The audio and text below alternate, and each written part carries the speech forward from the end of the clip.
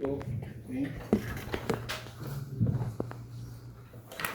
Tenemos muchas formas o metodologías o principios que rigen el comportamiento o la mecánica bajo la cual este dispositivo mide el flujo. ¿Sí?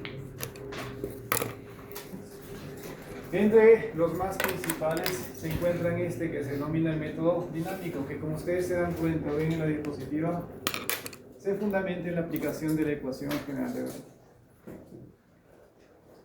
Luego tenemos otro tipo de métodos, calorimétricos, método de mezclas y otras metodologías que tal vez son más precisas, más exactas, pero que también implican mayores costos. ¿Sí? Nosotros estamos tratando de ver la parte aplicativa de la transferencia y transporte de cantidad de movimiento.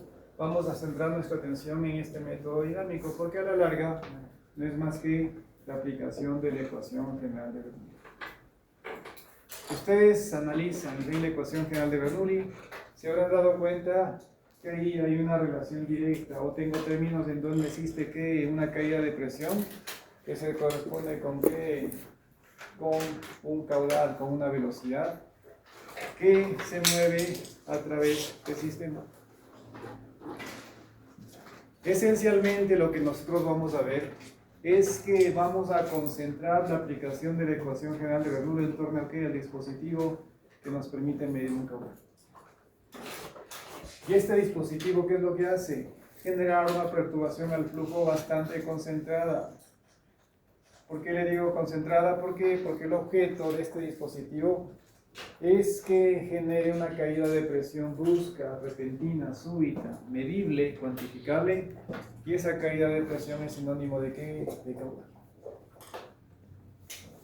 En estos dispositivos, la lógica se va a mantener, que voy a tener un punto 1 y un punto 2. Entre punto 1 y punto 2 voy a aplicar la ecuación general de Bernoulli, pero la peculiaridad y la característica es que entre punto 1 y punto 2 voy a generar una contracción al flujo bastante significativa. Y si existe una contracción al flujo bastante significativa, es más que obvio que esa contracción repentina, súbita, significativa va a ocasionar que una fricción significativa que de alguna forma hará que haya o exista una caída de presión también significativa, cuantificable, medible. Un ejemplo es lo que ustedes ven acá. ¿Sí? Aquí tengo una tubería, un ducto, y en esta tubería y en este ducto quiero medir el caudal que se mueve por la tubería. Aquí está puesto un dispositivo, ustedes se dan cuenta acá, son básicamente bridas en donde está acoplado un dispositivo que me permite medir el caudal. Este específicamente es un medidor de caudal tipo tolera, pero la lógica se mantiene. Hay un antes y un después. Antes, libre circulación, y aquí que existe una contracción al flujo. Porque, ¿sí? Este dispositivo está direccionando al flujo hacia que una contracción repentina. Esta contracción, ¿qué es lo que hace? Generar una caída de presión, y esa caída de presión es sinónimo del caudal que se mueve por el sistema. Este dispositivo, obviamente, que tiene que estar complementado con ¿qué? Con un dispositivo que me permita medir la caída de presión entre ¿qué? Antes y después de la contracción. Entonces, aquí, chicos, vamos a empatar, ¿sí? La medida de la caída de presión que origina este dispositivo, porque esa caída de presión es sinónimo de caudal. Pero en última instancia, repito, aquí aplicaremos la ecuación general de Bernoulli. Entre punto 1 y punto 2. El punto 1 es antes de la contracción, flujo libre, y el punto 2 será luego de la contracción. Ya veremos y aplicaremos más detenidamente, pero repito, lo que yo voy a darme cuenta es que ahí existe una caída de presión, y esa caída de presión la tengo que medir. Consecuentemente, aquí es importante que entendamos que el dispositivo genera una caída de presión que yo la tengo que medir. Por lo tanto, yo necesito tener una caída de presión que sea medible, y aparte de que sea medible, también utilizar un medidor de presión diferencial que permita cuantificar de forma precisa esa caída de presión. Ustedes han manipulado balanzas u otros dispositivos que hacen medidas. Y ustedes seguramente han hablado han visto términos que tienen que ver con apreciación, ¿no es cierto? Sensibilidad. Que a veces puede ser que sí el dispositivo genere caída de presión, pero tenga un dispositivo que no permite medir esa caída de presión. ¿Sí? Entonces hay que tener en cuenta que si bien es cierto hay una caída de presión, debo de tener los instrumentos que me permitan cuantificar esa caída de presión. Porque si no puedo medir la caída de presión, no puedo cuantificar todo. Y específicamente, ¿sí?, vamos a darnos cuenta que voy a medir la caída de presión entre punto 1 y punto 2. ¿Eso qué significa? Que es una presión diferencial. No voy a medir, o casi nunca voy a medir presiones absolutas. Difícilmente voy a tener un manómetro aquí y difícilmente voy a tener un manómetro acá para medir presión 1 y presión 2.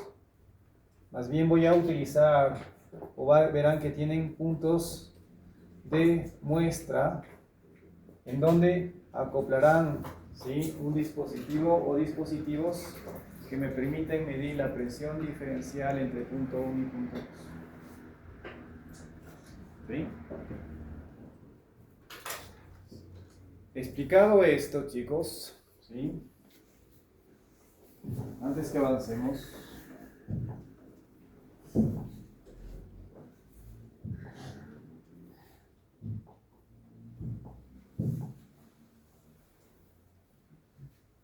les he dicho que aquí estará mi dispositivo para medir el caudal. Este esencialmente, repito, lo que hace es una contracción repentina, radical, drástica en la sección transversal.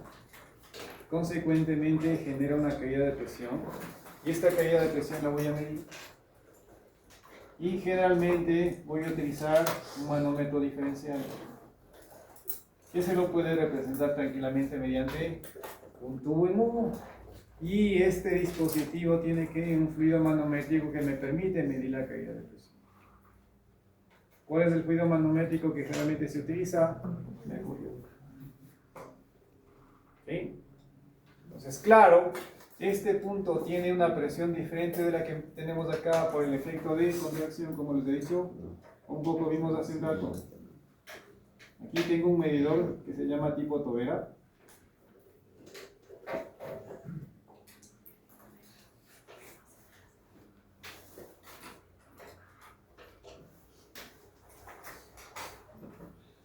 Y ustedes se dan cuenta, ¿no es cierto?, que esta tobera lo que está haciendo es contraer drásticamente o en un recorrido bastante limitado, restringido, llevar y contraer drásticamente el flujo. Esta contracción, ¿qué efecto tiene? Modificar la velocidad. Desde la lógica de modificar secciones transversales, aquí tengo una sección transversal 1 y una sección transversal 2, eso que ocasiona, un cambio de velocidad. Pero, ¿sí?, este recorrido, este espacio, esta longitud en la cual existe esta contracción es muy pequeña. Los medidores de flujo, no sé, tienen a lo mucho centímetros de longitud. Entonces, yo genero esta perturbación y contracción al flujo en un recorrido muy pequeño, y eso se corresponde con ¿qué? Con una caída de presión que la voy a tener que medir. Y esa caída de presión, repito, es sinónimo de caudal.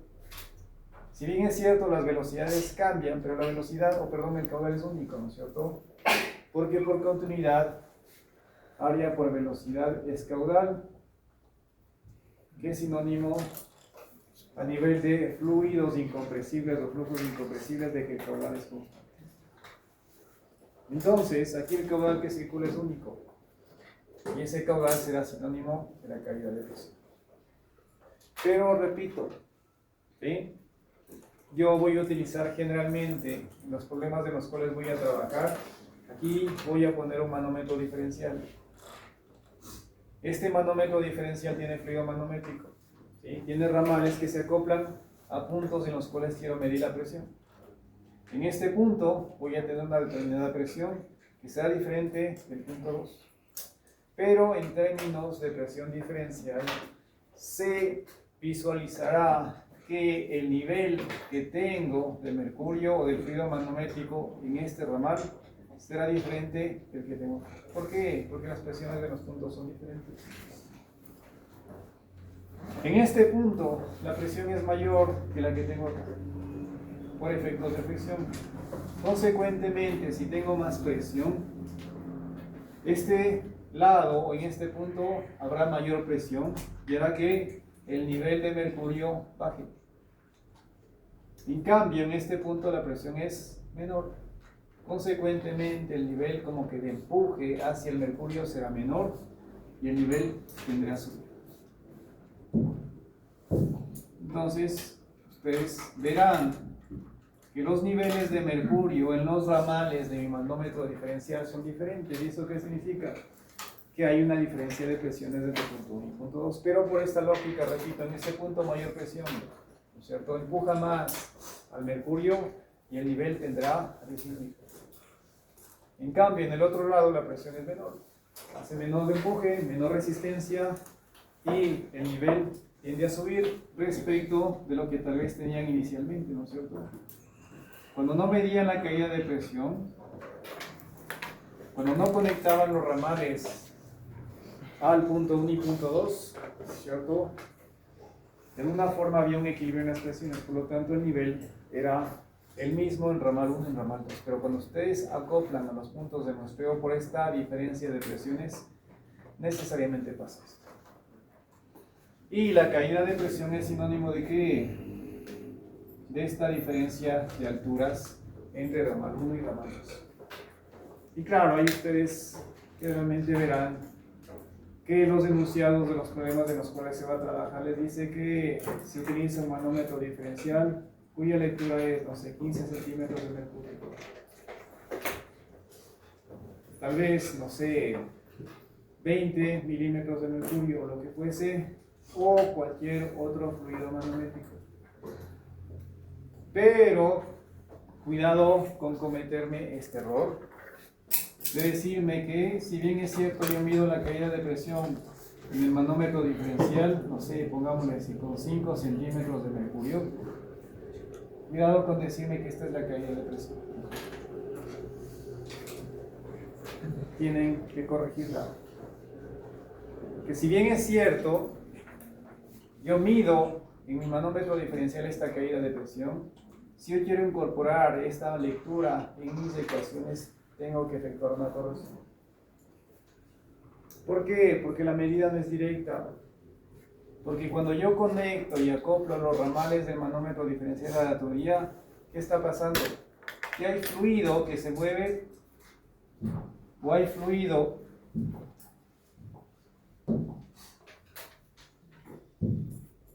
entonces por aquí se mueve fluido.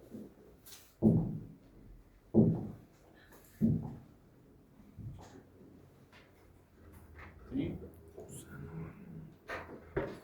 Pero claro, cuando yo pongo el ramal, cierta cantidad de fluido tendrá que regresar al ramal y ponerse en contacto con ¿qué? Con el mercurio y empujarlo.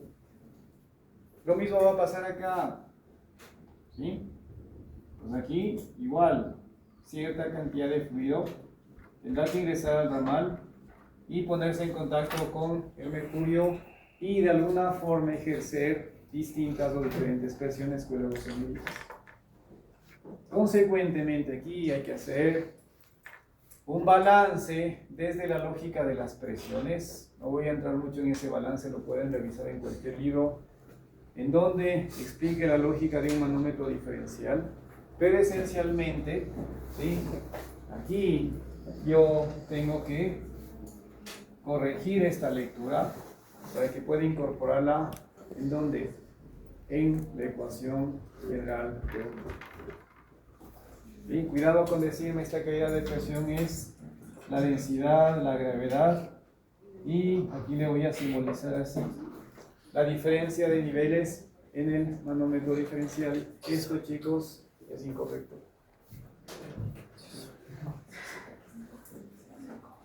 ¿Okay? ¿Por qué? Porque, repito, aquí tengo que tomar en cuenta que mi fluido que se mueve por la tubería está interactuando con ¿qué? Con el fluido manométrico de mi manómetro de referencia. ¿Sí? Entonces aquí realmente lo que yo tengo que hacer es la caída de presión, obviamente que va a mantener esta lógica: densidad, gravedad y columna, diferencia de alturas, pero aquí realmente yo tengo que poner esto.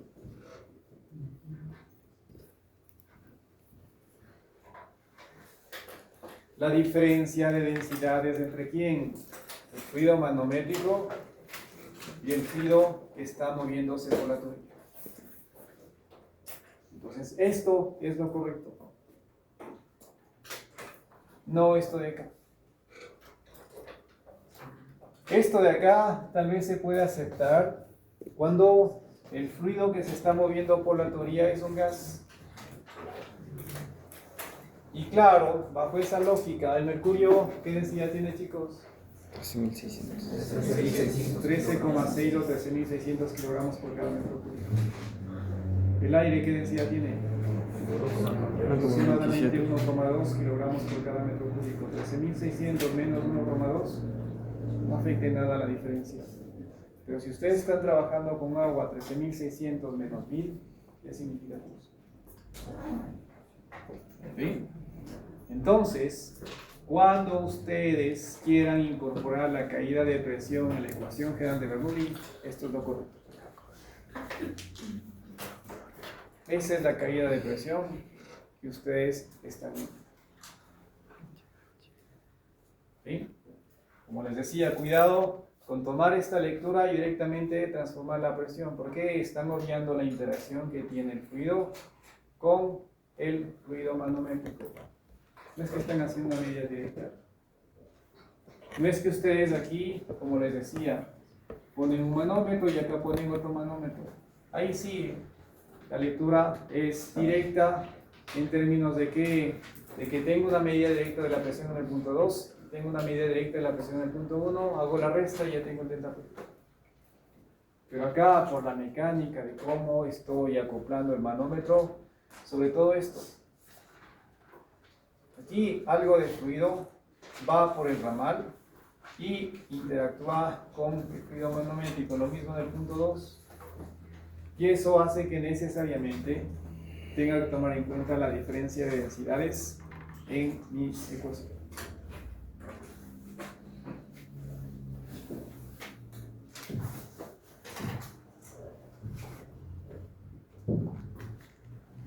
Con esto, vuelvo y repito, vamos a analizar varios dispositivos o medidores de caudal que, repito, se fundamentan en la aplicación de la ecuación general de Bernoulli. Y en todos ellos, recalco esto, vamos a ver como característica de que en un espacio muy reducido voy a generar una perturbación al flujo bastante significativa. Y esa perturbación al flujo no es más que cambiar drásticamente la sección transversal al flujo, lo cual se corresponde con una caída de presión significativa que la voy a poder medir, y esa caída de presión significará que caudal, una medida indirecta del caudal. Esencialmente, repito, voy a fijar punto 1 antes de la contracción, punto 2 inmediatamente luego de la contracción, y en torno a punto 1 y punto 2 voy a aplicar la ecuación general de Bernoulli. ¿Sí? Voy a aprovechar esto que tenemos acá para brevemente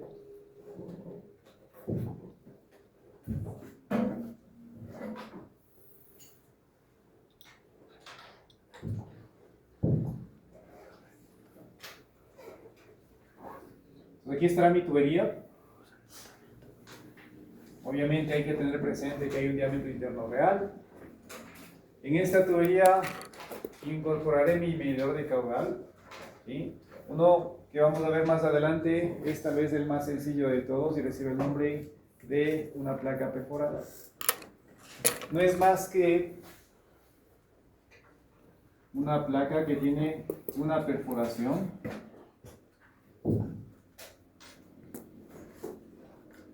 y claro, está consiguiendo el efecto que acabo de mencionar. Ponen una placa, tienen una perforación y básicamente lo que está haciendo es contraer drásticamente el flujo. ¿Sí? Entonces, yo fijaré punto 1 antes de la contracción y punto 2 inmediatamente luego de la contracción. Obviamente, repito, necesito complementar esto con algo que me permita medir la presión o la diferencia de presiones entre punto 1 y punto 2. ¿Sí? Un manómetro diferencial que me permita medir la calidad de presión.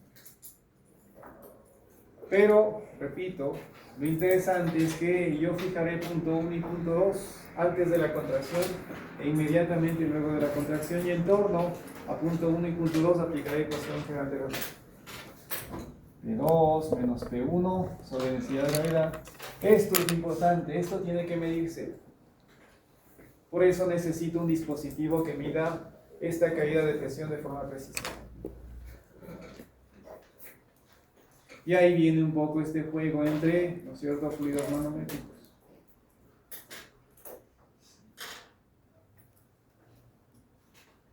¿Sí? Pueden ser aceites, pueden ser alcoholes, puede ser agua, pero claro, dependiendo del fluido manométrico, esta misma caída de presión, esta misma diferencia de niveles, puede magnificarse o puede acortarse. ¿Sí? Entonces, aquí, a nivel de fluidos manométricos, muchos fluidos, pero lo interesante es que este término sea medible, cuantificable, significativo, que sea preciso de medir. Que no esté en la ambigüedad, ¿no es cierto? A veces pasa que tenemos ciertos equipos de medida y lo único que yo puedo hacer es medir entre 1 y 2, pero no puedo medir lo intermedio. Entre 1 y 2 tengo mucha holgura, no sé si es 1,75, si es 1,2, si es 1,3, 1,45, 1,69.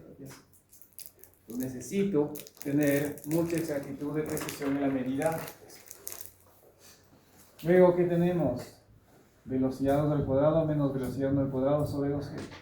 Esto evidentemente existe, porque entre punto 1 y punto 2 que está pasando una contracción al flujo que hace que aquí tenga una velocidad 1 y luego de la contracción tenga una velocidad 2, porque estoy modificando la sección transversal al flujo. Claro, el caudal es único, es el mismo, pero desde la lógica de velocidades tengo distintas velocidades. Luego, ¿sí?, siempre verán como lógica que ustedes ubicarán estos dispositivos de medida de caudal en posiciones ya sea verticales o horizontales. Incluso ya puede ser que también le pongan una tubería que tenga cierta inclinación. Pero, ¿qué es lo que pasa? Repito, este trayecto, ¿sí?, esta longitud, por decirlo así, en dónde está ubicado el medidor de caudal y entre el cual estoy poniendo punto 1 y punto 2, no es significativo en comparación de una tubería. 5 centímetros, 10 centímetros de lo mucho. Y este recorrido, ¿sí?, es muy pequeño. Y aun cuando tenga inclinación, la diferencia de posiciones entre punto 1 y punto 2 va a ser insignificante.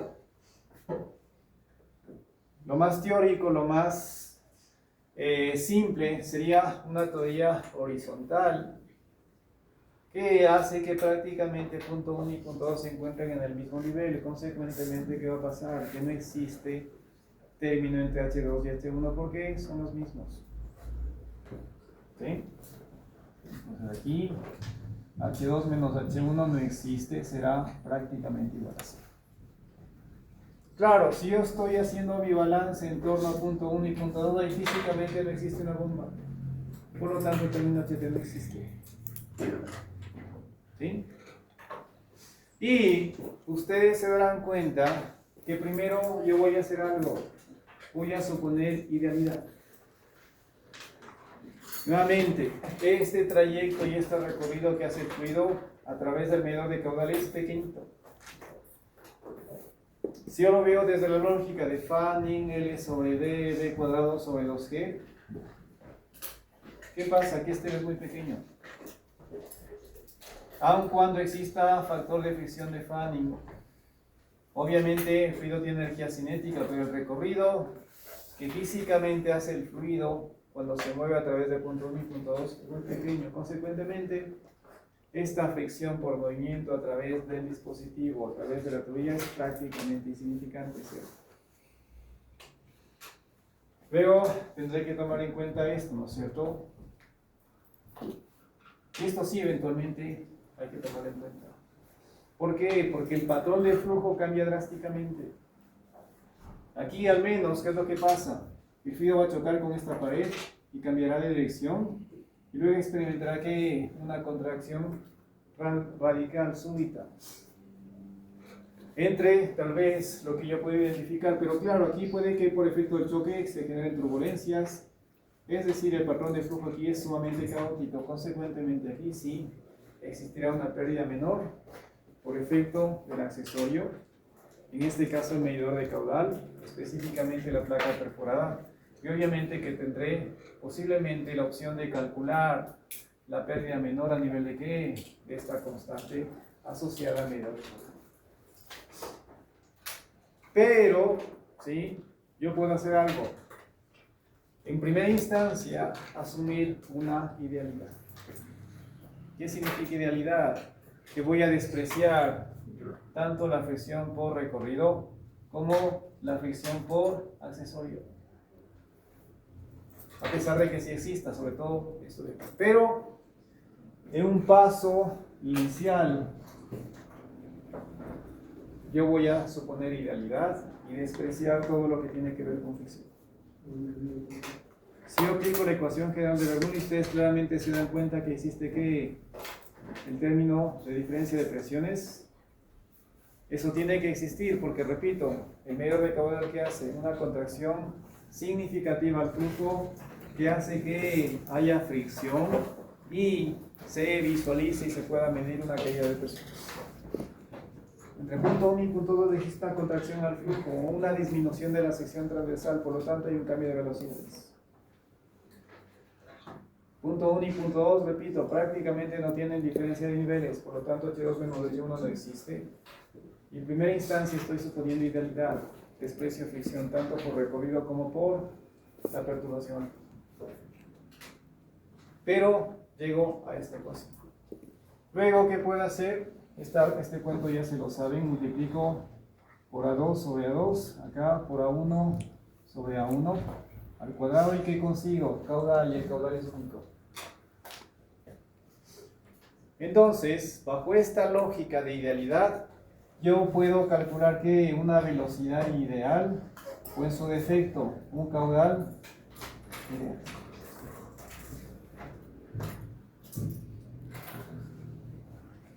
Entonces, yo puedo calcular velocidades ideales a nivel de V2 o nivel de V1, pero lo más práctico es que, claro, antes de la perturbación, posiblemente yo tengo una velocidad que se supone tal vez desconocida.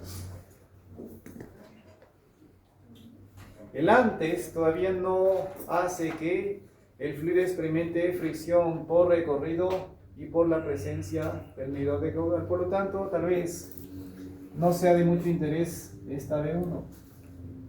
Pero esta V2, que sí ya ha recorrido y ha pasado a través del dispositivo de medición de caudal, sí sea importante de cuantificar. Y es por eso que yo puedo calcular la velocidad en el punto 2, que es una velocidad ideal. O si quiero trasladar el concepto a nivel de un caudal, será un caudal ideal. ¿Por qué? Porque estoy suponiendo idealidad, despreciando lo que tiene que ver fricción. Luego, ¿qué tengo que hacer? Corregir. Y ahí viene algo que es muy común, no únicamente en fenómenos de transporte, sino en operaciones unitarias y en otras asignaturas, de que tengo que irme a un caudal real. Consecuentemente, lo que yo voy a hacer es que incorporar un factor de corrección.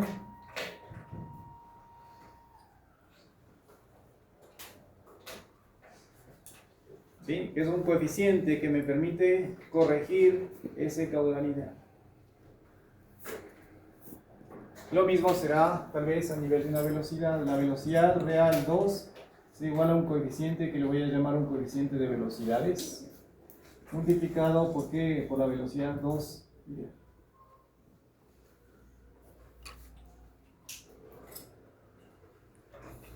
Acá específicamente cuando trabajo con un caudal se llama coeficiente de descarga. Y un poco para no extenderme mucho en la explicación, ya veremos que cuando yo trabajo con medidores de caudal tengo muchos coeficientes. Puedo tener un coeficiente de velocidad, puedo tener un coeficiente de descargas, o puedo tener también algo que se conoce con el nombre de un coeficiente de contracción.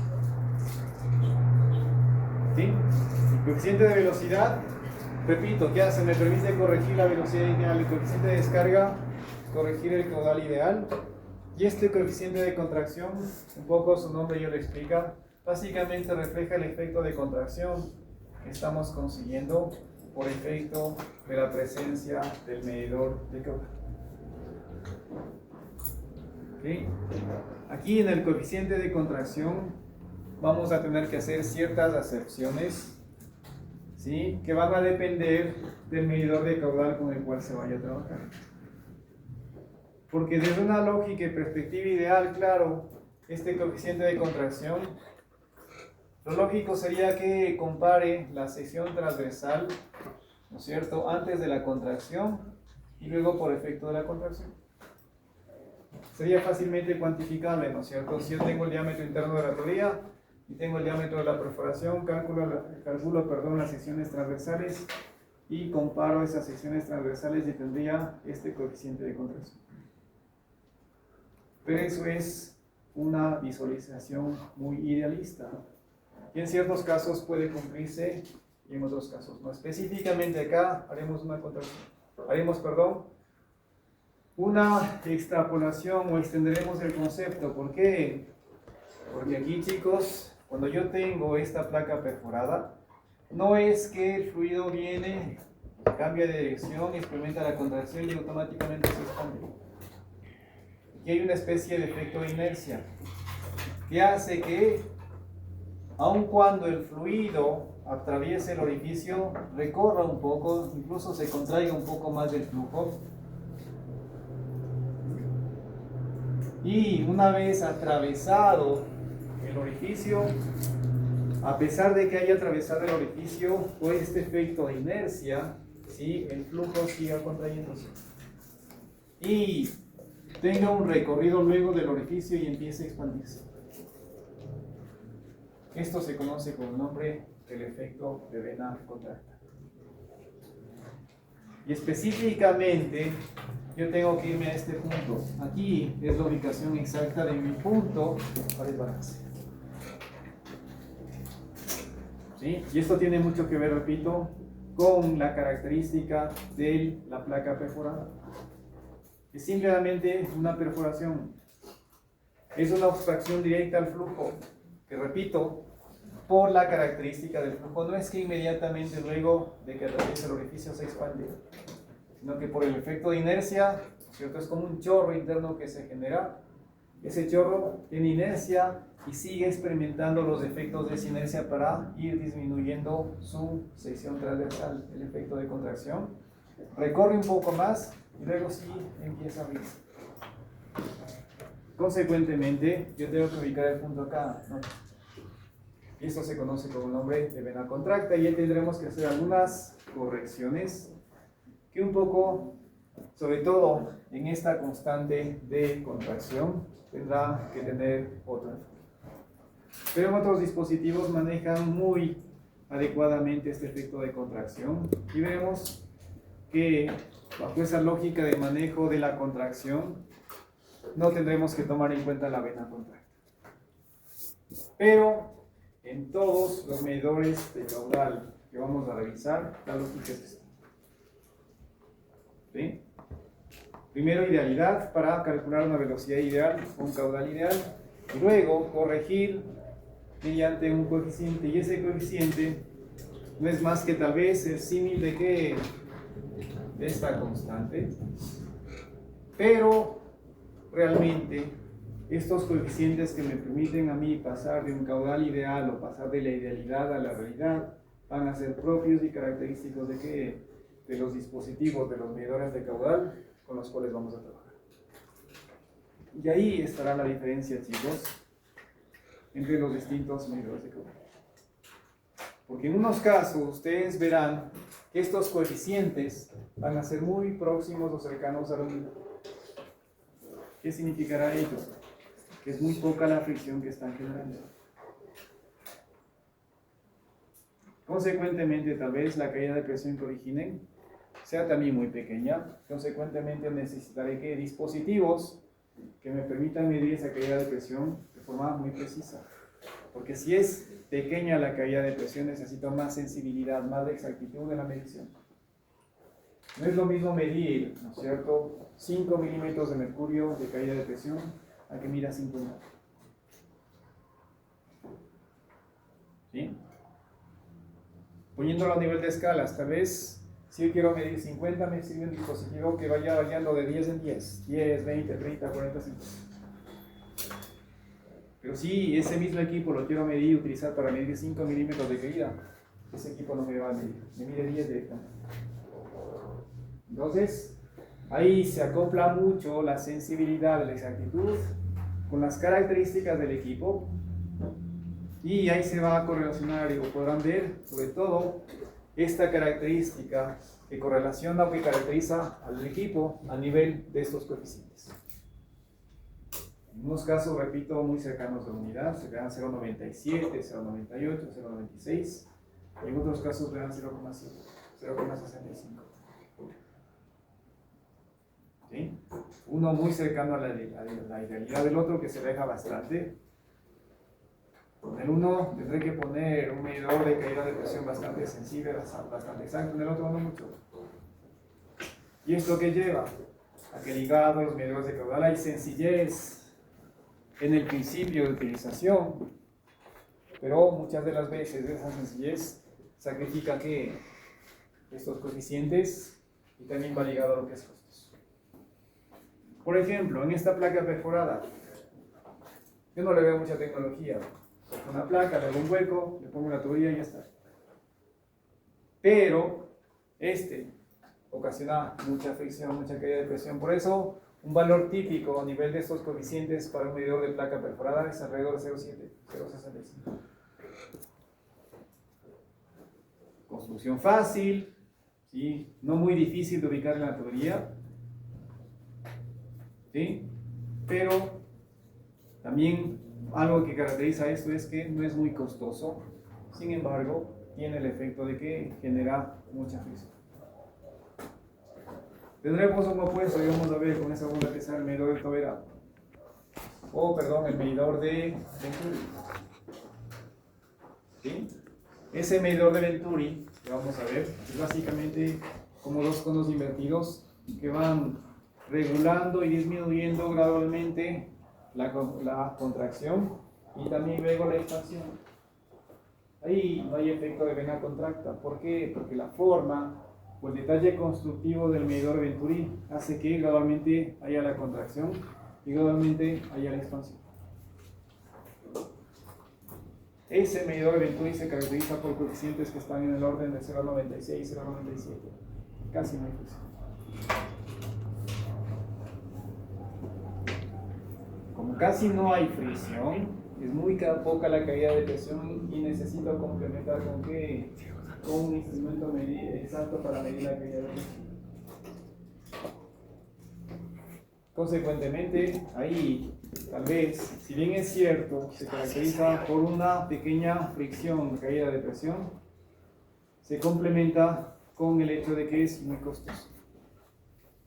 ¿Sí? Y así tienen o podemos caracterizar a los distintos medidores de caudal.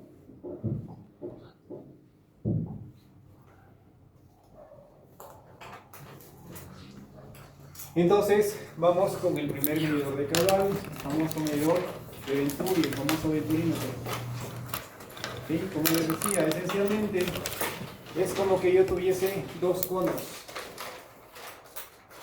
Aquí está, todo esto es mi medidor de Venturi. Ustedes se dan cuenta que aquí están los acoples, aquí posiblemente son vidas. Pues aquí entre vida 1 y vida 2 está el medidor de caudal de Venturi. Acá está la tubería, en la cual quiero medir su caudal. Lo que les decía en la clase anterior, estos dispositivos tienen que acoplarse exactamente a la tubería en la cual o con la cual voy a trabajar. Por eso es importante la normalización de las tuberías, ¿no es cierto? O este espectro en el cual nominalmente caracteriza una tubería. Necesito acoplar un medidor de Venturi a una tubería que nominalmente tiene 2 pulgadas de diámetro. Pues claro, eso hace que empate perfectamente. ¿Sí?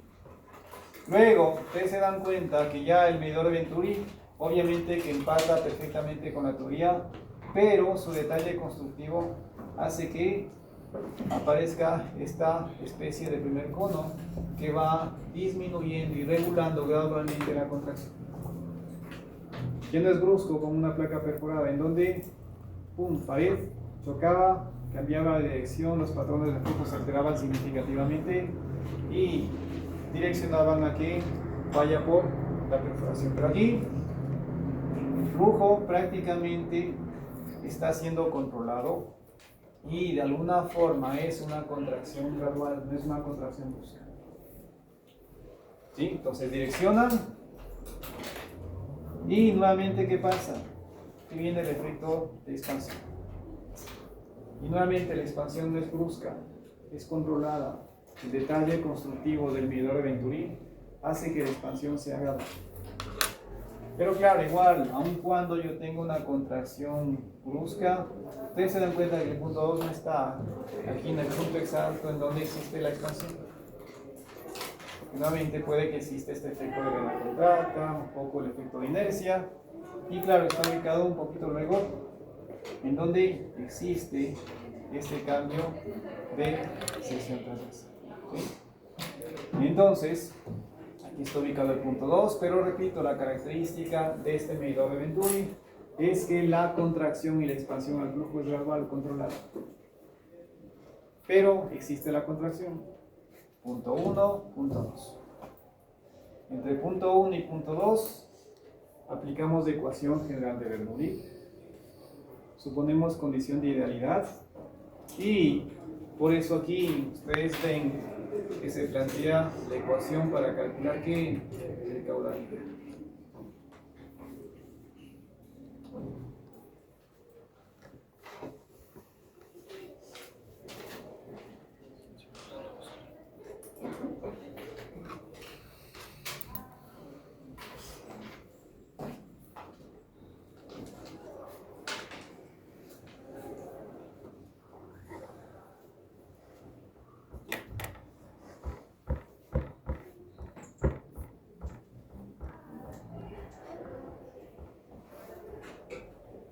En este primer medidor, como les decía, omito este efecto de vena contracta porque el detalle constructivo del medidor Venturi hace que prácticamente no exista la vena contracta y tenga formalmente punto 1 y punto 2 justo una contracción. Bajo condiciones de idealidad vimos que llegamos a esta ecuación y aquí simplemente lo que he hecho es mandar la presión al otro lado y quedarme con el hecho de que la diferencia de velocidades elevada al cuadrado es igual aquí a la caída de presión. Si yo quiero calcular el caudal ideal, como les he dicho aquí, lo que voy a hacer es multiplicar por A2 al cuadrado sobre el impar, eso mismo, y aquí lo mismo, A1 al cuadrado sobre A1.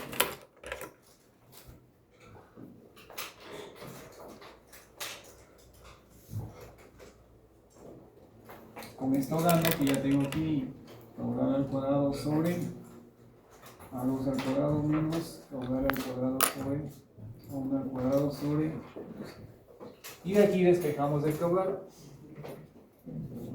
¿Sí? Y este caudal es lo que ustedes tienen aquí.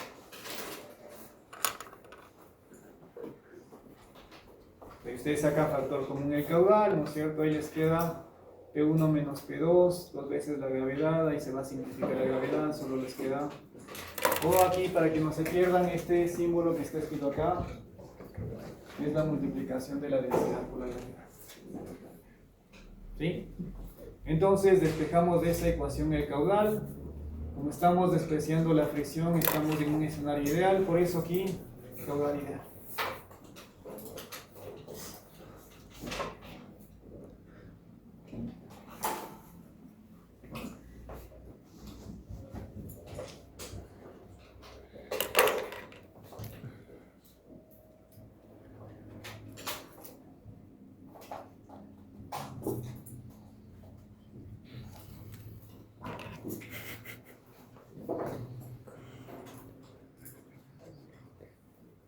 Luego un poco tal vez para llegar a esta misma ecuación lo que está haciendo es trabajar un poco en esta diferencia de los inversos de las raíces al cuadrado.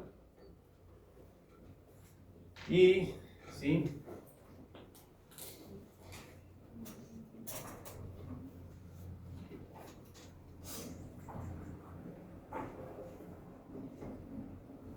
Pero aquí está, ustedes tienen P1 menos P2 por 2G, que es lo que está acá dividido para densidad de gravedad, está la raíz porque tenemos el caudal elevado al cuadrado.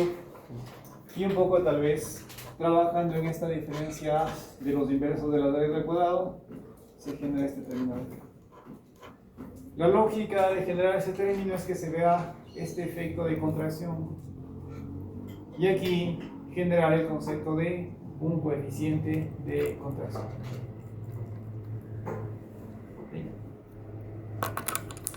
Aquí específicamente me está diciendo que todo este término, o 1 sobre la raíz de 1 menos la 2 sobre 1, le llama un coeficiente de velocidad de acercamiento. Por el nombre que le está poniendo, esencialmente lo que quiere decir es en cuánto está alejándose la velocidad en el punto 2 respecto de la velocidad del punto 1. Pero, repito, puede ser que también aquí esté comparando el área en el punto 2 versus el área en el punto 1, que puede corresponderse con un coeficiente de contracción. Luego está lo que les mencionaba. Con un coeficiente voy a corregir. Y este coeficiente no es más que la comparación entre el caudal real versus el caudal ideal. Operativamente, chicos, ¿sí? Esto, ¿cómo se trabaja? ¿Cómo nosotros podemos obtener esta información?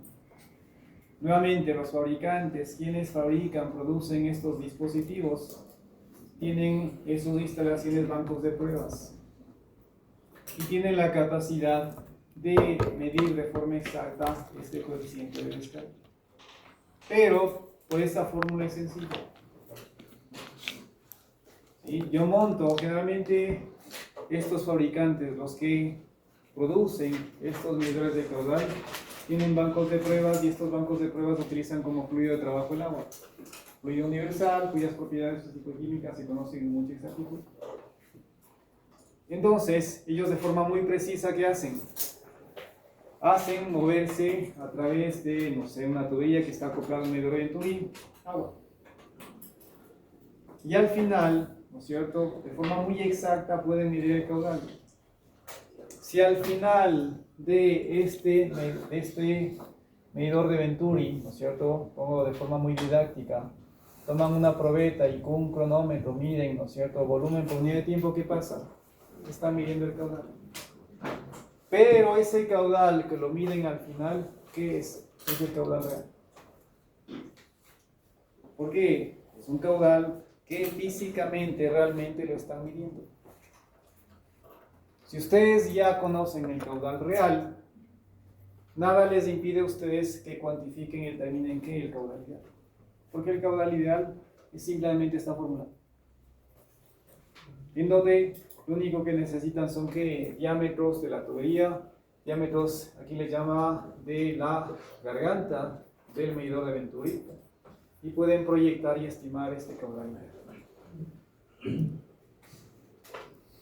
Claro, tienen que darse cuenta de lo siguiente, que bajo condiciones de idealidad para esta caída de presión que físicamente se está midiendo, es de esperarse que circule un mayor caudal. ¿Por qué? Porque está despresenta la presión. El caudal real es menor porque obviamente la fricción cumple su trabajo y permite o hace que circule menos flujo. Por eso, cuando ustedes comparan el caudal real versus el ideal, este coeficiente tiene que ser menor que el ideal. ¿Sí? Por eso, bajo esta definición, el caudal real es igual a ¿qué? Al coeficiente de descarga multiplicado por el caudal ideal. Pero como les decía, la lógica de cómo operan y cómo obtienen estos coeficientes de descarga. Tienen su tubería, está acoplado al medidor y luego, al final, Si ustedes tienen la capacidad de medir de forma exacta el caudal que sale del medidor, ese es el caudal real. Luego, por fórmulas pueden calcular el caudal ideal, relacionan los dos, caudal real versus el ideal, y ese es su coeficiente de descarga. Lo mismo podría hacerse, fíjense, si yo tengo el caudal, que lo mido acá, que sería el caudal ideal, y conozco la sección transversal acá, ¿esta qué sería? Mi velocidad. Luego, por esta fórmula, puedo calcular la velocidad 2, sobre todo. Puedo calcular la velocidad 2 ideal, comparo y tengo el coeficiente de velocidades. ¿Sí? Y algo que ustedes, espero se hayan dado cuenta, que este C sub D, que es el coeficiente de descarga que obtienen acá, se va a correlacionar con el concepto de caudal. Y aquí puedan tranquilamente darse cuenta que el coeficiente de descargas también puede obtenerse como la multiplicación entre el coeficiente de velocidad multiplicado por ¿qué? Por el coeficiente de contracción. Quieren, lo trabajan en sus casas para que hagan la demostración, pero es muy intuitivo. El caudal es igual a ¿qué? A velocidad por el coeficientes de velocidad, coeficiente de contracción. Entonces existen muchos coeficientes, vuelvo repito, que lo único que hacen es tratar o permitirme pasar de esta condición ideal a mi condición real.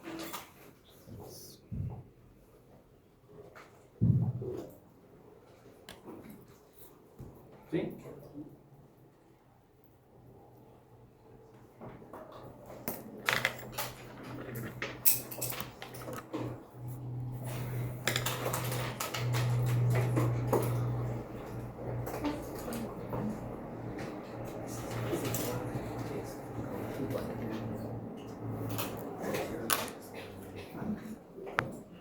A nivel de este medidor, vuelvo repito, ¿sí?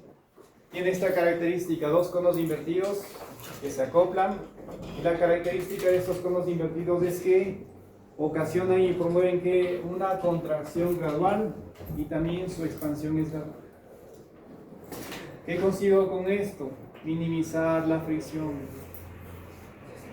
¿Sí? Pero si yo minimizo la fricción, eso que ocasionará que la caída de presión también no sea muy grande. Consecuentemente, el equipo o el dispositivo para medir la diferencia de presiones entre punto 1 y punto 2 tiene que ser muy exacto.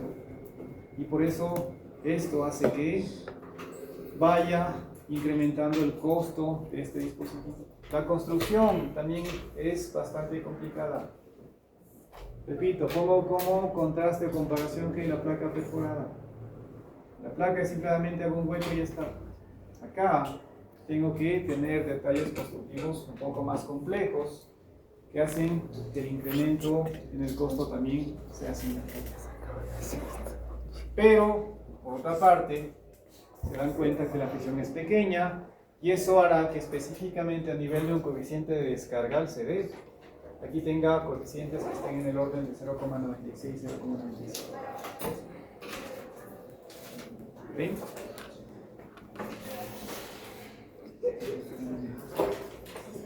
Vamos a trabajar en estos problemas para aplicar las ecuaciones que acabamos de ver.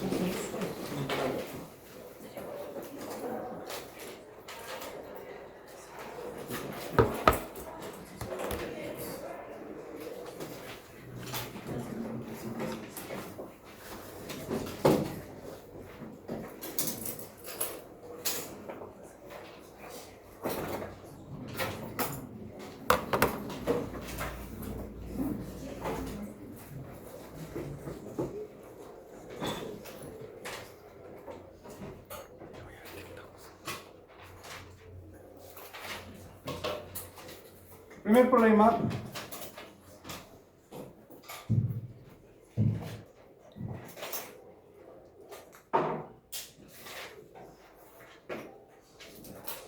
Hay que aplicar las ecuaciones que hemos visto, pero la precaución es que me está diciendo que estoy trabajando con un manómetro que tiene 7 inclinación. ¿Qué es lo que pasa?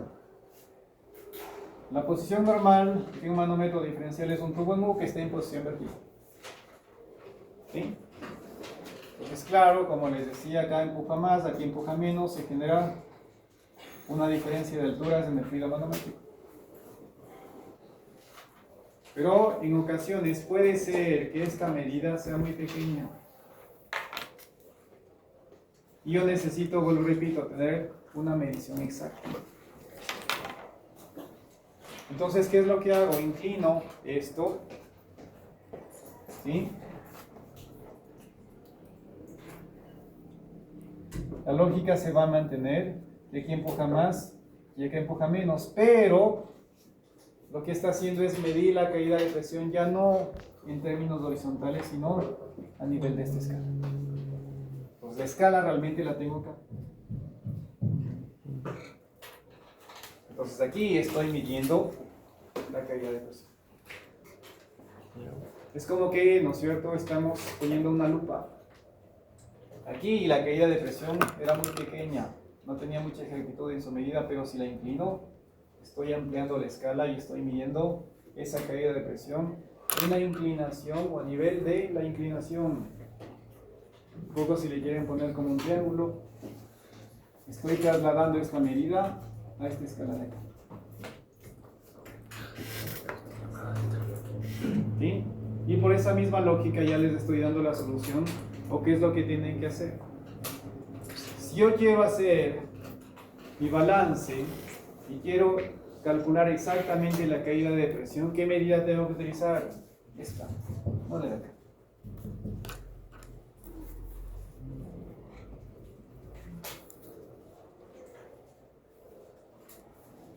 ¿Sí?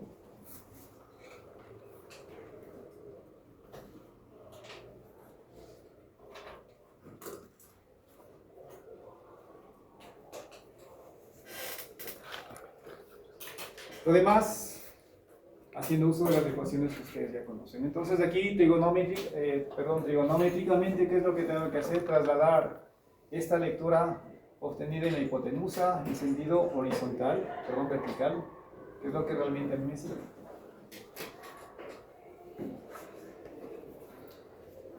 Porque para calcular la presión que necesito, columna, carga hidrostática, y esa columna es de esta altura, no esta. Con esta explicación ya pueden trabajar en la solución del problema.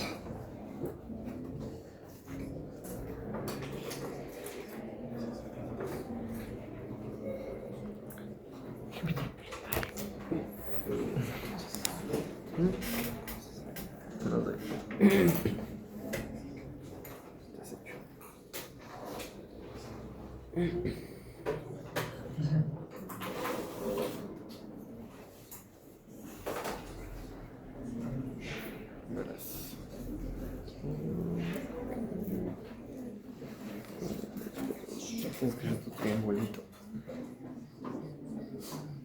Haces tu triangulito. Le pones hipotenusa 9.5. El ángulo 30 grados.